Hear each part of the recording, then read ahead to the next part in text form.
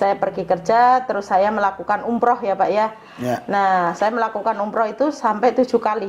Nah, di saat itu, saat saya umroh pertama, ya kan Pak, saya tidur kan. Nah, saat tidur itu dibilang tidur ya nggak tidur amat, tidur ayam-ayaman lah ya kalau orang Jawa bilang. Nah, saya tidur itu seakan-akan tuh ada kayak dibilang mimpi, tapi saya itu dengar orang ngomong. Orang jalan saya dengar, tapi saya posisi tidur gitu. Tiba-tiba datang seorang laki-laki berjubah, rambutnya segini, tangannya bolong. Jangan lupa yang belum subscribe, tombol lonceng dipencet, dan juga beri like, beri komen, yang baik, yang benar, jangan melanggar hukum. Shalom Bapak Ibu Saudara-saudari yang dikasihi Yesus dan yang sekasih, kita berjumpa kembali dengan Ibu Siti Amanah ya. Nanti Ibu ini akan bersaksi bagaimana dia bisa mengenal Yesus, tapi sebelumnya kita berdoa. Tuhan Yesus, urapi kami, Ibu Siti Amanah, biar mengucapkan semua yang benar, tidak rekayasa, tapi apa yang dialami bersama Yesus, itu yang diucapkan oleh Ibu Siti Amanah ini. Begitu juga hamba-Mu, sebagai moderator, Tuhan urapi, supaya apa yang kuucapkan semuanya juga untuk hal-hal yang memuliakan nama Yesus. Kalau ada kuasa-kuasa gelap iblis setan roh jahat yang mengganggu, saya patahkan dalam nama Yesus. Dan kami wawancara ini bukan untuk membandingkan yang mana agama paling baik dan bukan untuk saingan, tetapi kami ingin menguatkan iman rekan-rekan kami yang percaya Yesus. Karena itu kami mau Tuhan Yesus membicarakan hal-hal yang kami alami bersama Yesus. Ibu Siti Aminah, Tuhan berkati supaya apa yang dibicarakan semuanya itulah yang dialaminya bersama Yesus. Dalam Yesus yang kudus kami berdoa. Amin. Amin. Saudara, yang saya dengar Ibu Siti Aminah ini dulu Muslim, tapi sekarang sudah percaya Yesus. Dan biar beliau saja nanti yang cerita bagaimana dia bisa percaya Yesus. Iya Bu? Siapa namanya Bu? Siti Amanah Pak. Siti Amanah, oke. Tuhan berkati Ibu. Coba cerita.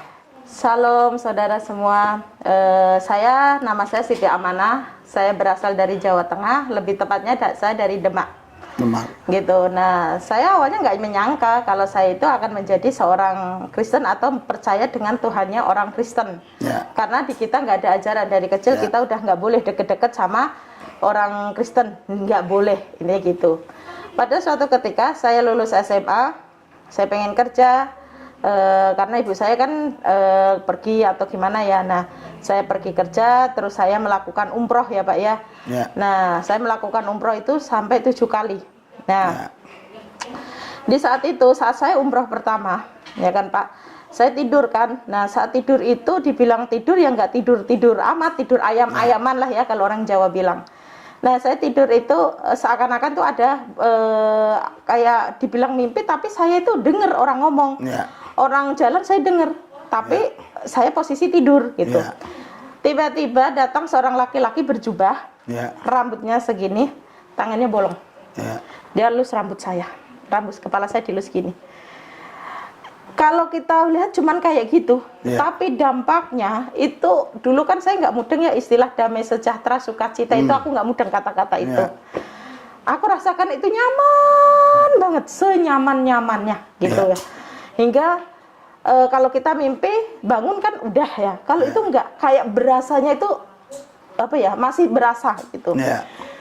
Pagi saya ke ke Masjidil Haram kan itu Ka'bah itu kan di tengah Masjidil Haram. Nah di situ kan katanya bilang gini, kalau kamu sholat 2 rakaat di depan pintu Ka'bah itu dan berdoa, apa yang kamu doain itu akan terkabul. Ya karena di keyakinan saya yang dulu ya saya ikutin aja dong gitu. Saya berdoa. Nah, di depan pintu Ka'bah itu kan ada kayak kaca. Itu namanya Makan Ibrahim. Kata dari Makan Ibrahim itu bukan makam ya Pak ya. Bedanya itu bekas kakinya. Dari saya duduk sini, oh bekas saya. Nah, itu dinamakan Makan Ibrahim. Nah, di situ di kaca gitu kan. Nah, setelah itu saya di belakangnya sholat gitu. Nah, saya sholat rakaat itu, sholat sunnah 2 rakaat itu, saya berdoa. Karena katanya kalau berdoa sholat berdoa di depan pintu Ka'bah terijabah kan gitu kan. Nah, saya berdoa tuh ceritanya. Nah, setelah berdoa, yang saya doa itu gini. Karena di agama dulu, ya Allah, aku kepengen ketemu sama laki-laki yang bikin saya nyaman kayak di mimpi itu. Saya nggak ngeh kalau dia itu laki-laki itu Tuhan Yesus. Saya nggak tahu karena saya nggak pernah tahu apa Tuhan Yesus. Dari kecil saya juga nggak pernah dikasih tahu itu Tuhan Yesus, nggak ada. Bahkan kalau bisa kita agak jauhan sama orang Kristen gitu. Singkat cerita, saya sampai umroh 7 kali. Nah, saya balik ke saya udah gitu menikah, Pak, ceritanya. Saya menikah, punya 2 orang anak cowok cewek. Tapi mungkin jodoh saya sampai di situ. Suami saya KDRT, sering mukulin saya, hingga saya pergi. Dan saya itu waktu pergi di Singapura, saya dimimpiin lagi. Nah, saya dimimpiin lagi seorang laki-laki, tangannya bolong, berjubah, rambut bau. Tapi kalau wajah saya nggak bisa ngomong ya, Pak. Cuman saya merasakan gitu loh, Pak. Tahu itu laki-laki berjubah gitu. Ngelus lagi. Perasaan ini sangat-sangat merasakan damai seperti yang pertama kali aku bilang itu. Tapi perasaan ini kok sama persis. Sampai aku mengharapkan laki-laki itu selalu ada gitu. Nah, aku berpikir mungkin itu laki-laki terbaik untuk saya, pikiran saya, karena bikin nyaman. Tapi kok aneh, tangannya bolong gitu loh, di sininya itu bolong gitu. Nah, sudah gitu, saya berpikirnya pernah kan kita kumpul kan. Nah, kita kumpul sama kawan-kawan. Aku tuh tiba-tiba bilang gini, gue pengen jadi orang Kristen. Nah, teman saya bilang, lu jangan gila, lu bisa dibunuh. Nah gitu, enggak, cuman bercanda aja kok gitu. Karena waktu itu kan saya belum tahu, tapi nggak tahu, keluar aja kata-kata itu. Saya balik ke Indonesia, saya ketemulah seorang laki-laki. Kebetulan dia kerja satu kantor sama saya kan waktu itu. Nah, dia itu akhirnya nikah sama saya, orang Batak itu, orang Medan. Nah, kita menikah secara Islam memang. Nah, kita menikah, saya didatangin, tapi setiap suami saya membahas Islam, saya itu sensi. Setiap dia membahas Islam itu saya sensi. Nah, dan kebetulan kan waktu itu suami saya sering nonton YouTube-nya Bapak. Nah, apa sih nonton YouTube yang teriak-teriakan kayak gitu, nggak jelas adanya, saya bilang gitu. Saya sensi, jujur Pak, saya sensi. Saya tahu gitu loh Bapak ini. Nah, sama saya, kamu nggak tahu, ini tuh juga dulu kayak kamu. Mana ada kayak gitu, gitu kan.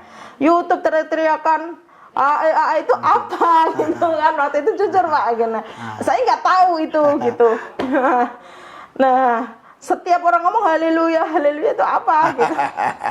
Gitu apa? Ini kan kenyataan ya, kejujurannya saya ya. Nah, udah gitu, tapi saya jujur Pak, setiap suami saya pergi, saya penasaran Pak. Saya penasaran. Penasaran banget. Saya baca, pinjam Alkitabnya, tapi tanpa sepengetahuan dia. Sebelum dia datang, saya harus tutup. Jangan sampai dia tahu aku baca Alkitab. Gengsi dong, saya gituin. Saya nggak ngeh waktu itu, nggak tahu kalau aku harus ada Alkitab di Play Store. Itu saya nggak mudeng Pak, nggak tahu. Aku juga nggak tahu searching. Nah, akhirnya saya searching, cari. Akhirnya mengerti gitu loh Pak. Tapi cuman hanya sekedar mengerti, tapi nggak tahu gitu maksudnya apa gitu loh Pak. Nah, singkat cerita, saya punya teman orang Batak juga, cewek itu Pak. Saya bilang, aku pengen ke gereja, hayu katanya. Ya udah hayu, tapi nggak pernah terlaksana. Hayu hanya hayu aja. Hingga aku terus ketemu orang Nias, tetangga saya. Saya bilang, tante, aku mau ikut ke gereja. Ya, yuk tante, hari Rabu yuk. Nah, ini bingung saya. Mana ada gereja hari Rabu? Setahu saya orang Kristen gerejanya hari Minggu. Wah, ini sesat nih. Saya nggak berani dong. Setiap si orang mana Nias itu ngajak saya bilang nanti dulu lah, belum siap lah apa, pokoknya ngeles lah ya, karena saya berpikirnya ini nggak jelas, karena ke gereja setahu saya hari Minggu gitu kan. Saya nggak ada istilah doa ini aku nggak tahu. Hingga saya ketemu seorang orang tua, dia bekerja di gereja yang sekarang saya gereja itu, nggak tahu mungkin itulah Tuhan ya, rencana Tuhan. Tapi saya sebelumnya itu saya dimimpiin lagi, seorang laki-laki itu datang lagi ke saya, tapi nggak ngelus rambut saya, tapi saya dituntun, dibilang inilah Bethlehem gitu. Nah, Bethlehem itu apa? Kan gitu kan? Bethlehem itu apa? Saya nggak tahu Pak, Bethlehem itu apa? Kan gitu kan? Nah, Terus saya tanya, Bang, Bethlehem itu apa? Oh, Bethlehem adanya di Israel sana. Di sana ada tembok ratapan. Makin nggak jelas aja dalam hati saya. Apa itu tembok ratapan atau apa pikiran saya? Sudah tuh selesai tuh Pak. Tapi saya makin gejolak di sini tuh nggak bisa saya ungkapkan. Benar-benar bergejolak. Gimana ya? Mungkin para murtadin di luar sana akan mengerti kalau kita dijamah Tuhan Yesus itu gimana. Sudah gitu, saya ke gereja sama ibu-ibu itu. Saya bilang, aku mau ke gereja. Saya bilang gitu. Nah, saya pikir, aduh nanti saya gimana ya sampai gereja gitu kan. Saya di gereja, terus dijemput ke bawah karena gereja kita kebetulan waktu itu paling atas Pak, di gedung paling atas. Saya ke gereja.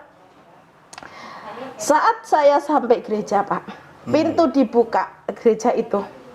Air mata saya bercucuran. Saya tidak tahu ada apa. Dari puji-pujian gembala, kalau dulu saya nggak tahu gembala ya, taunya pendeta. Pendeta itu ngomong sampai selesai, itu saya cuma nangis aja.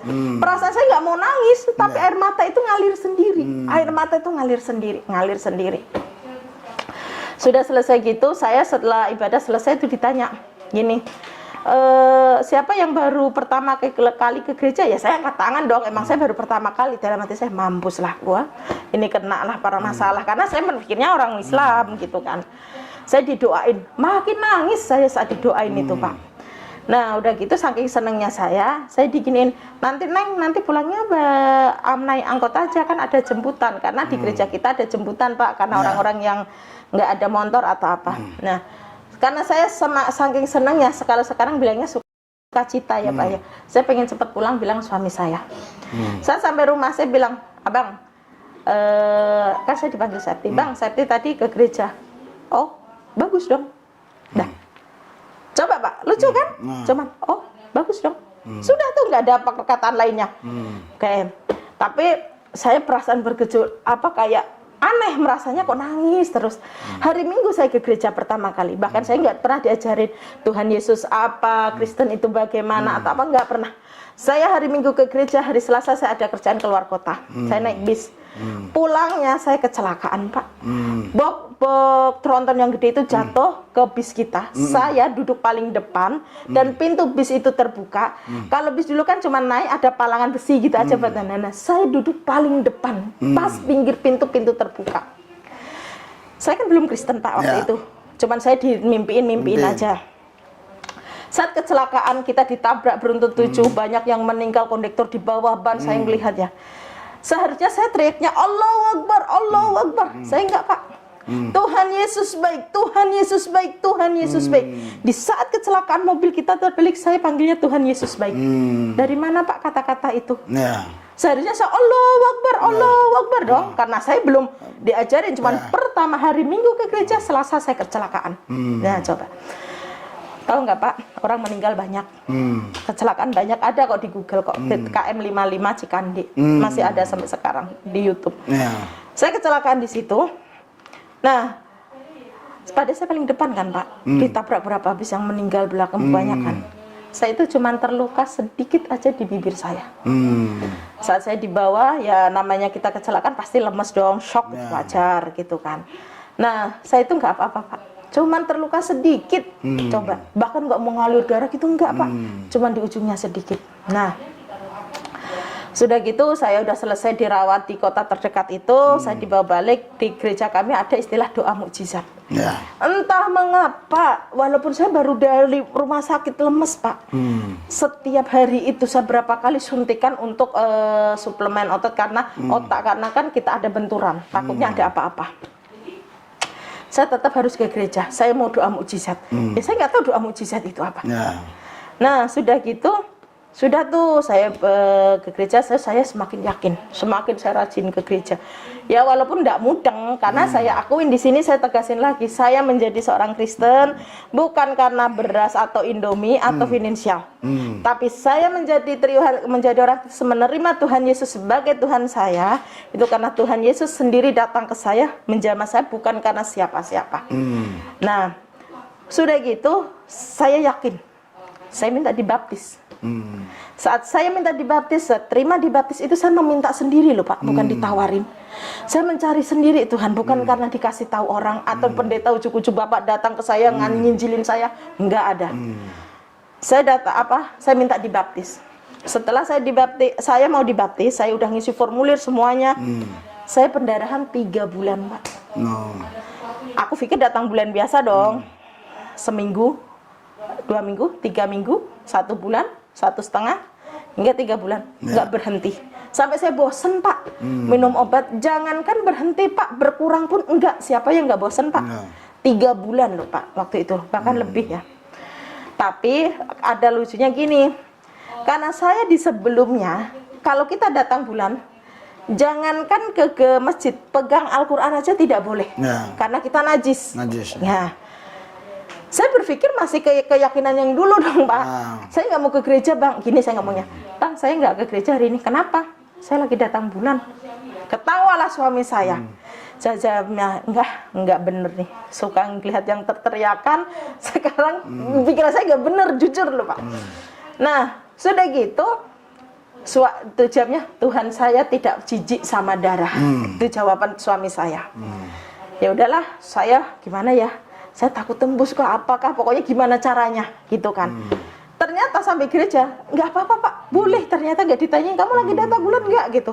Ya saya di sana sukacita banget kan, Pak. Nah, singkat cerita, udah 3 bulan tuh, Pak.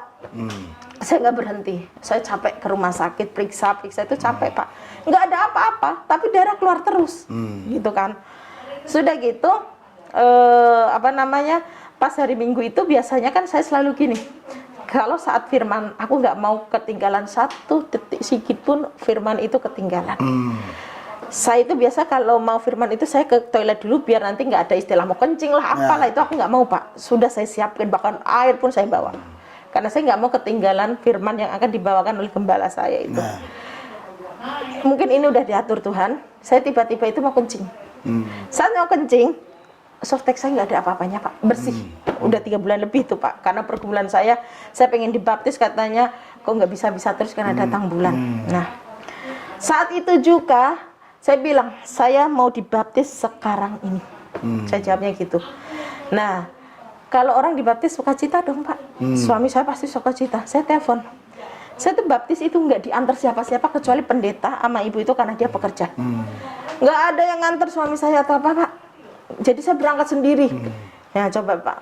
Nah, setelah suami saya telepon, Bang, saya mau dibaptis. Ya udah, bagus dong. Nanti kirim foto atau video dong. Udah, dengan muka datarnya. Nah, kayak nggak ada. Oh, sukacita banget nih gue dibaptis. Enggak, udah selesai gitu aja. Nah, sudah gitu saya selesai dibaptis. Selang semalam atau 2 malam itu saya mimpi, Pak. Mimpi seorang laki-laki lagi yang sama, tapi beda lagi. Dia ngasih saya salib, tapi emas. Saya buang itu salibnya. Saya bilang, aku nggak mau, ini apa? Gitu kan. Saya mau emas, tapi aku nggak mau salib. Saya mau emas, tapi saya nggak mau salib. Saya digituin. Tapi salib itu datang terus ke saya, dikasih terus ke saya, hingga laki-laki itu bilang gini, ini untuk kamu, suatu saat kamu akan mengerti. Sudah tuh, Pak, saya melihat diri saya di sebuah gereja, saya duduk itu berdoa, pokoknya berdoa sangat, tapi banyak orang di situ, tapi saya berdoa, tapi aku nggak tahu itu, Pak, gitu loh. Nah, setelah itu saya sudah selesai, salah satu pekerja gereja itu orang tuanya meninggal. Saya ikut ngelayatnya orang Kristen kayak apa sih? Penasaran dong, Pak, saya. Di jalan itu salah satu penggereja itu bilang, namanya Ko Aren, bilang gini, menjadi orang Kristen itu nggak gampang. Menjadi orang Kristen itu siap menderita, siap sakit. Bukan berat. Nah, saya mikir dong, apa maksudnya? Saya tahu dia itu bukan ngomong ke saya, dia lagi ngomongin anak rohaninya di sampingnya gitu loh. Tapi saya merasa gitu loh, Pak. Apa maksudnya ini apa gitu loh. Nah, sudah tuh, tapi saya walaupun nggak ada yang cover saya, yang mendampingin saya seorang murtadin katanya sekarang bilangnya, itu nggak ada, Pak. Saya mencari sendiri, pengen pengetahuan, pengen apa itu saya mencari sendiri. Ibadah apapun aku ikut gitu. Nah, dulu tuh aku nggak mudeng, Pak, ada umas itu apa, aku pikir ya ibadah, ternyata umas itu usia emas. Wah, buset, gue udah masih muda nih gitu kan, nggak mudeng karena saya nggak mudeng. Nah, itu selesai. saya beranikan diri untuk mendeklarasikan diri saya kalau saya ini percaya Tuhan Yesus, dan kalau Tuhan Yesus datang nggak bawa agama ya Pak ya, intinya saya percaya muridnya Tuhan Yesus itu adalah Tuhan saya, Tuhan yang nyata, Tuhan yang hidup. Saya bilang gitu kan. Orang tua saya tahu, jelas mereka nggak terima dong, walaupun kami orang NO, mereka nggak terima. Dunia akhirat, segala macam. Hingga suatu ketika orang tua saya melihat kesaksian saya, karena saya kan udah banyak kesaksian di mana-mana ya, melihat saya dengan saya, dan salah satu petugas kampung kami nggak terima. Saya bilang saya udah nggak nyaman di keyakinan saya dulu setelah Tuhan Yesus datang, dan saya seperlukan tapi ya emang saya nggak nyaman, masa harus dipaksain menjadi nyaman, kan gitu Pak. Nah, dan saya sudah cukup umur untuk menentukan pilihan saya. Siapapun itu nggak bisa menghalangin saya, gitu. Nah, terus saya diintimidasi beberapa bulan ini, mungkin baru 2 bulan ini, belum 2 bulan inilah ya, saya terintimidasi. Kalau kamu mau pulang, bukan pulang ke kampung, tapi pulang ke kuburan. Wah, pokoknya sumpah serapah segala macam itu datang ke saya. Hingga anak saya itu pernah saya bawa ke sini pas main. Anak saya tuh saya ajak ke gereja Pak, gitu, karena saya gerejanya GPI kan ada musiknya ya Pak ya. Anak saya kan nggak mudeng itu gereja. Saya bilang, Dek, Kak ikut ibu yuk, gitu. Dia cerita, dan dia juga ngomong, teman-teman, aku tadi diajak ibu lihat konser katanya. Tapi konsernya itu haleluya, Tuhan Yesus, gitu. Nah, orang yang dewasa paham dong Pak. Nah, anak-anak kan nggak tahu, taunya itu konser gitu. Hingga akhirnya orang tua saya dapat penolakan, dapat yang nggak terima lah ya, katanya kalau kamu mau mengikuti lain tapi jangan menjelekkan agama sebelumnya. Apa menjelekin? Emang saya nggak nyaman? Nggak bisa dong kalau saya dipaksa. Saya udah kelewatan umur untuk menentukan pilihan saya. Hingga saya dapat kabar anak saya dimasukin pesantren yang 7 tahun itu. Tapi sebagai seorang ibu, bapak tanya pasti saya sedih. Secara seorang ibu, secara manusiawi, saya berusaha sedih, ya gimana lagi.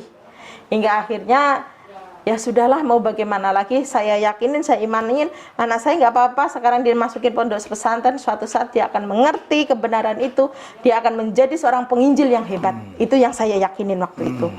Hingga akhirnya saya mulai bertumbuh rohani saya, saya bilang, untuk gini, mungkin memang iya dia anak saya, tapi secara daging. Kalau tidak bisa anak saya bawa ke jalan Tuhan Yesus ini, kebenaran ini, atau secara roh itu berarti bukan anak saya. Tapi secara daging memang dia anak saya gituin. Nah, sudah gitu, mengikut Tuhan Yesus itu tidak segampang orang pikirkan. Memang kalau kita satu orang bertobat, malaikat di surga bersorak-sorai, itu di surga, beda di bumi, beda di dunia gitu. Terintimidasi jelas. Hingga orang terdekat tuh, iblis itu akan berbagai cara untuk menggagalkan dengan keyakinan baru saya. Udah gejolak di hati saya yang luar biasa. Bener nggak saya ambil keputusan ini? Apa saya makin dosa atau sirik? Karena orang sirik atau orang musyrik. Musyrik. Karena orang musyrik itu menduakan Allah dan wajib dibunuh, kan gitu kan. Nah, apa mungkin saya akan menjadi seorang musyrik? Bener nggak ya apa yang aku ambil ini, keputusan yang aku ambil ini bener nggak ya, saya gituin. Tapi gejolak di hati ini sangat-sangat luar biasa. Dimana 31 tahun lebih saya di keyakinan yang dulu, tiba-tiba di saat usia saya 31 tahun lebih ini, saya menerima kepercayaan sesuatu yang baru, dan itu benar adanya. Pasti goyah dong Pak. Lebih baik saya disakiti tubuh saya daripada gejolaknya hati ini. Bingung. Nggak ada yang cover. Nggak ada yang menasehatin. Apa yang aku pilih itu benar apa salah. Tidak ada Pak. Nah, udah gitu usaha hancur. Kita nggak bisa makan. Kita mau diusir dari kontrakan. Karena mengikut Tuhan Yesus kan itu tadi akan kehilangan semuanya, nggak akan diterima, kan gitu kan. Tapi saya yakin Pak, seyakin-yakinnya Tuhan Yesus itu baik. Intinya itu saya, Tuhan Yesus itu baik hingga detik ini, makanya saya masih bisa di sini. Nah, setiap mau apa, tapi iblis itu nggak akan pernah tinggal diam. Dia menyakitin saya melalui orang terdekat saya sendiri. Yang dimana orang itu benar-benar berarti buat saya. Saya putus asa, gitu kan. Tapi apa ya, namanya itu selalu kejadian apa perjalanan saya itu nggak segampang membalikan telapak tangan. Usaha hancur, saya bikin usaha apa namanya, bikin tahu bakso, hingga tahu bakso saya dibelatungin. Roh kejahatan, roh itu datang ke saya. Tahu bakso yang saya mau bikin, yang saya bikin masih panas, dipenuhin belatung.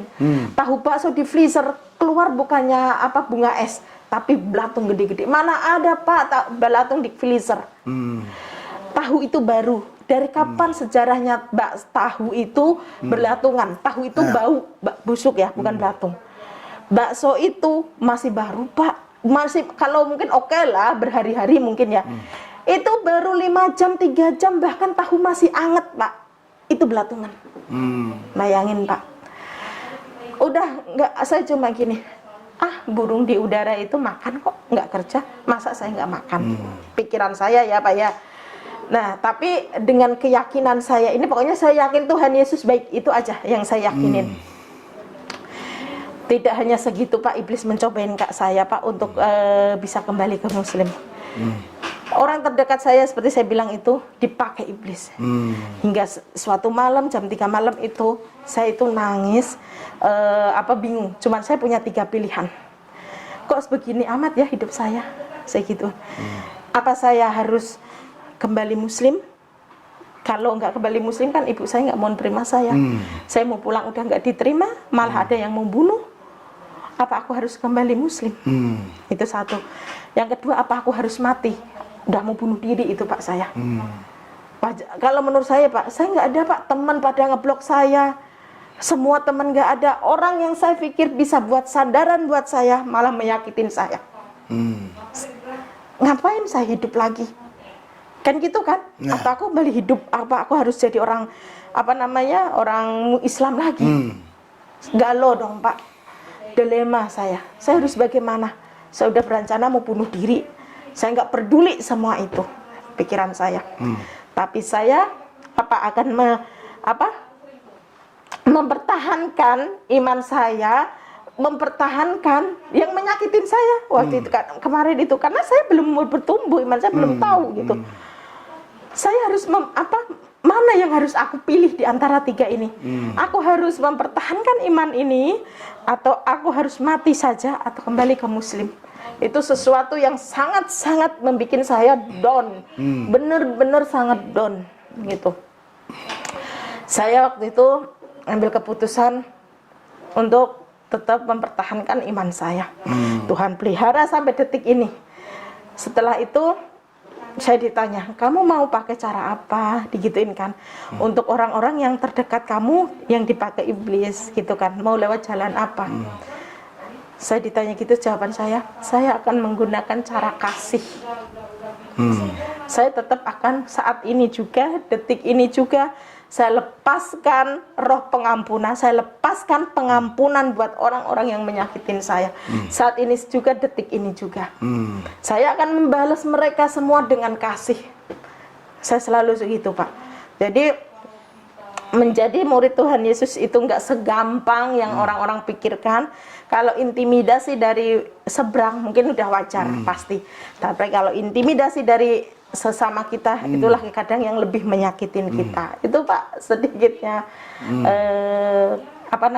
pengalaman saya mengikuti Tuhan Yesus. Wah, tadi Ibu nggak ceritakan tahun berapa Ibu mengenal Yesus itu? Mengalami perjumpaan pribadi dengan Yesus. Mengalami perjumpaan pribadi kan awal umroh itu udah dari tahun 2002 ya Pak ya? 2002 ya? Jadi Ibu umroh sampai 7 kali.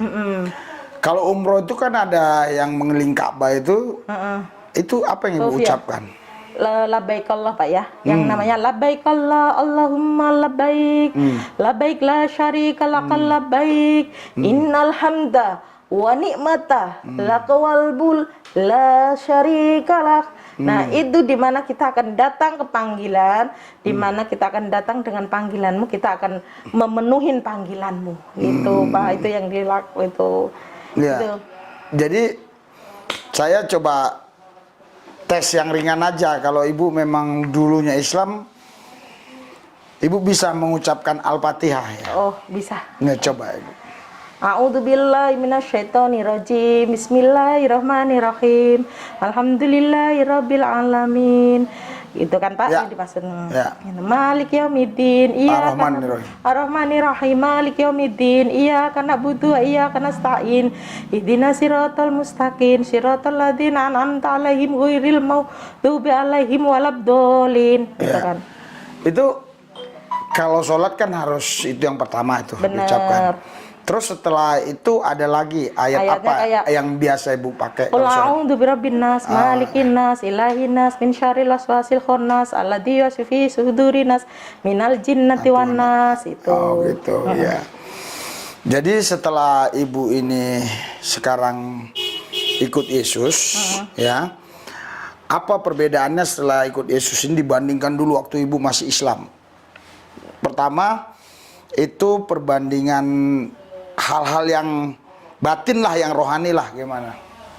Ini, kalau perbandingannya, kehidupan saya dulu sebelum menerima Tuhan Yesus, dibilang mewah ya, ya bisalah ya ketimbang yang sekarang.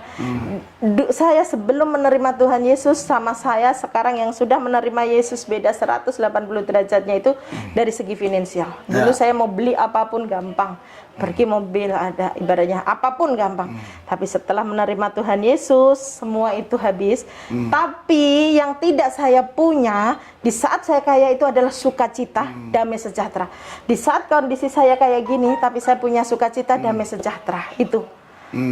Jadi perbedaannya adalah setelah ibu terima Yesus ini, ibu bisa menikmati sukacita damai sejahtera. Dulu Benar. sebelum terima Yesus nggak bisa. Benar. Oh begitu. Terus sekarang ibu setelah terima Tuhan Yesus sudah pernah bersaksi kepada keluarga-keluarga atau udah pernah melayani salah satu keluarga gitu? Belum pernah Pak, karena mereka masih tertutup karena baru ini ya. Saya menerima Tuhan Yesus 2018 akhir, ibaratnya 2019. 2019 saya menerima Tuhan Yesus, tapi selama itu kan nggak bertumbuh. Setelah itu 1 tahun kemudian kan pandemi. Setelah pandemi itu kan kita nggak ada itu ya. Nah, setelah itu kita itu baru 4 bulan 5 bulan inilah ya Pak ya, saya baru mulai tumbuh rohani saya di situ. Oh begitu. Jadi kita belum sempat melayanin karena saya ingin benar-benar membekalin diri saya dulu gitu. Gitu ya. Jadi ini visi misi ibu ke depan ini apa untuk hal-hal yang rohani lah dulu. Hal-hal yang rohani ibu mau buat apa kira-kira dalam pikiran ibu ini ke depan ini? Saya Pak, kalau ditanya ke depan, saya sesuai Tuhan yang mau pakai saya, bagaimanapun itu Tuhan mau pakai saya siap. Oh begitu. Gitu. Ibu udah ada anak ya? Anak dari suami pertama itu tadi 2. Oh tapi dulu nikah Islam. Iya. Oke sekarang saya sudah wawancara ibu ini bagaimana dia bisa mengalami Yesus secara nyata. Dan menurut saya tidak diragukan lagi ya, karena di Islam itu kalau sholat itu memang selain pertama itu niat, ya kedua itu pertama niat, terus Al-Fatihah, terus tadi surat apa yang ibu baca tadi? Qul a'udzu birabbin nas. Qul a'udzu birabbin nas ya, Qul a'udzu birabbin nas, kadang Qul huwallahu ahad dan lain-lain. Jadi sekarang saya yakin betul memang dulu ibu ini Islam, sudah 7 kali umroh. Bisa mengalami Yesus malah di Mekah bu ya? Iya, awal pertama perjumpaannya di Mekah. Di Mekah ya. Ya. Jadi apa closing statement ibu buat rekan-rekan yang sedang melihat dan mendengar kita nanti? Bagi teman-teman, terutama sesama murtadin, jangan pernah takut, jangan pernah gentar, karena Tuhan Yesus setiap hari selalu bilang jangan takut. Sehari ada 335 itu. 365. Nah, karena 5 itu selalu bilang jangan takut dan jangan pernah takut gitu. Jadi teman-teman murtadin jangan pernah takut untuk menyatakan kebenaran ini, apapun itu yang terjadi, Tuhan Yesus pasti akan tompang kita, akan lindungin kita. Bagi teman-teman, ya maaf nih kalau kata-kata saya mungkin salah, yang sudah Kristen dari dalam kandungan pun, hayo bangkit, lahir baru, karena ini harus cepat-cepat terjadi, karena ini udah musimnya panen gitu Pak. Itu aja sih Pak. Saudara, Bapak Ibu sekalian yang dikasih Yesus dan yang saya kasih, ibu ini sebelum terima Yesus secara finansial is okay ya. Setelah ikut Yesus, hidupnya sederhana sekali secara finansial. Tetapi sebenarnya bukan karena dia ikut Yesus, tapi memang sebelum ikut Yesus sudah terjadi ada masalah ekonomi kan. Di situ dia berjumpa dengan Yesus. Dengan kata lain, walaupun dulu dia banyak uang atau secara finansial tercukupi, tapi nggak ada damai, nggak ada sukacita. Tapi sekarang secara finansial ini sederhana, tapi ibu ini bilang ada damai, ada sukacita. Itulah saudara yang nggak bisa dibeli, saudara. Saya pernah pelayanan di Kisar. Kisar itu saudara kalau dari Timur-Timur, dulu Timur-Timur, sekarang Timor-Leste. Ya sudah pisah dengan Indonesia. Saya pelayanan di Timur-Timur, terjadi pecah, itu perang pro kemerdekaan dan pro integrasi. Jadi pro kemerdekaan menang, makanya dari Timur Leste, dan kami lari ke Kisar waktu itu, naik kapal kecil sekali. Di Kisar itu ada namanya toko sukacita. Saya senang sekali waktu itu, saya senang sekali kan, wah ini ada toko sukacita. Cici, saya bilang saya mau beli sukacita. Wah, saya nggak jual sukacita loh, ini kan toko sukacita. Ini tulisan doang. Saudara, jadi banyak orang bicara sukacita tapi hanya simbolik atau hanya fatamorgana, hanya angan-angan. Tapi ibu ini sudah mengalami sukacita di dalam Yesus itu secara nyata. Jadi, dan yang saya dengar tadi, ibu ini setelah dalam Yesus berubah. 2 Korintus 5 ayat 17, barang siapa dalam Kristus Yesus, dia menjadi ciptaan baru, yang lama sudah berlalu, sesungguhnya yang baru sudah tiba. Mari kita doa, biarlah kesaksian ini menjadi berkat. Mohon maaf bagi yang lain, kesaksian ini bukan untuk saingan, ya. Dan kesaksian ini bukan untuk membedakan, oh agama ini paling benar, agama ini bukan. Kesaksian ini adalah kesaksian pribadi yang untuk menguatkan iman sesama kami, khususnya orang-orang Kristen. Ya, jadi ini bukan untuk agama ini paling benar, bukan. Tapi kesaksian ini untuk menguatkan iman yang seiman dengan kami. Tapi kalau ada di antara saudara yang tidak seiman mendengar, ya itu urusan saudara. Oke, kita doa. Haleluya. Siapa namanya Bu tadi Bu? Siti Amanah. Tuhan Yesus, aku percaya Siti Amanah bukan dia yang pilih Tuhan, tapi Tuhan yang pilih dia. Urapi Siti Amanah, kuasamu bekerja atas Siti Amanah ini. Tuhan Yesus, di masa sekarang Tuhan Yesus, secara finansial memang katanya kurang, tetapi di dalam Yesus selalu ada jalan keluar. Karena keran satu ditutup, 7 keran dibuka. Satu sumur ditutup, 8 sumur terbuka. Karena Yesus yang kami sembah, dia maha kuasa. Tidak ada mustahil bagi Tuhan Yesus, dan tidak ada mustahil bagi orang percaya. Dan kami percaya Yesuslah masa depan kami, Yesuslah harta kami, Yesuslah kekayaan kami. Di dalam Yesus kami dipelihara. Aku berdoa secara khusus Tuhan Yesus buat ibu ini, Tuhan Yesus. Engkau menjamah dia Tuhan. Engkau menjamah dia. Urapanmu bekerja. Terima penuh.